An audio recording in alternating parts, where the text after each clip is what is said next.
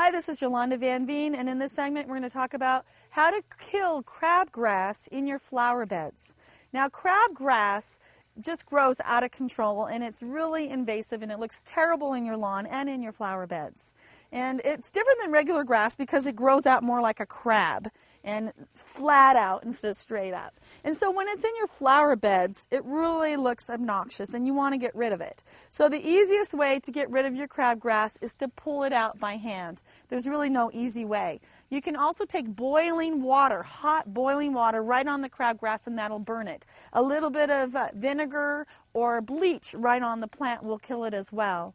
But if it's a larger area too, by putting some compost on top of that crabgrass and planting perennials that are going to come back year after year into that compost, you're going to shade it out and push it out. So my theory is you want to pack your flower beds with flowers, not crabgrass. And by pushing the crabgrass out and not giving it any room to grow, you will find that you will have a beautiful flower bed without any crabgrass.